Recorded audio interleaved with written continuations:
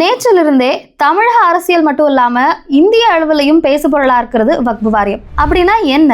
நேத்திலிருந்து குறிப்பா நாடாளுமன்றத்துல கூட நள்ளிரவு வரைக்கும் இதை பத்தி பேசியிருக்கிறாங்க. அப்படி இதுல என்ன பிரச்சனை, எந்த வகையில இது இஸ்லாமியர்களுக்கு எதிராக இருக்குன்னு சிலர் சொல்றாங்க அப்படின்னு பார்க்கலாம். சிம்பிளா சொல்லணும் அப்படின்னா, இந்துக்களுக்கு எப்படி அறநிலையத்துறை இருக்கோ அதே மாதிரிதான் இஸ்லாமியர்களுக்கு வக்ஃப் வாரியம். இஸ்லாமியர்கள் இறைப்பணிக்காக நன்கொடையா வழங்கக்கூடிய அசையும் மற்றும் அசையா சொத்துக்களை தான் வக்ஃப்னு சொல்றாங்க. இப்படி வக்ஃபுக்காக வழங்கப்பட்ட சொத்துக்களுக்கு யாருமே உரிமை கோர முடியாது. வக்ஃப் சொத்துக்களை கண்காணிக்க முதலா 1954ஆம் ஆண்டு வக்ஃப் வாரிய சட்டம் கொண்டு வரப்படுது. இப்போ அதுலதான் சில திருத்தங்களை கொண்டு வந்திருக்காங்க. அதை ஏன் எதிர்க்கிறாங்க அப்படின்னு பார்க்கலாம். ஃபர்ஸ்ட் ஒன், 5 ஆண்டுகளுக்கு குறையாம இஸ்லாமை பின்பற்றிய ஒரு நபர் மட்டுமே வக்ஃப் வாரியத்துக்கு சொத்துக்களை வழங்க முடியும் அப்படின்னு ஒரு புதிய ரூல் கொண்டு வந்திருக்காங்க. அப்போ முஸ்லிம் அல்லாதவர்களால் வக்ஃப் வாரியத்துக்கு தரப்பட்ட சொத்துக்கள் செல்லாது அப்படிங்கிற நிலைமை உருவாகும். இரண்டாவது விஷயம், வக்ஃப் வாரியம் மற்றும் மத்திய கவுன்சில்ல பிற மதத்தவரும் இடம்பெறலாம் அப்படின்ற ஒரு விதி மாற்றப்பட்டிருக்கு. அப்போ பிற மதத்தை சார்ந்த இடங்கள்ல இஸ்லாமியர்களுக்கு இடஒதுக்கீடு தரப்படுமா, இஸ்லாமியர்களுக்கு பொறுப்புகள் வழங்கப்படுமா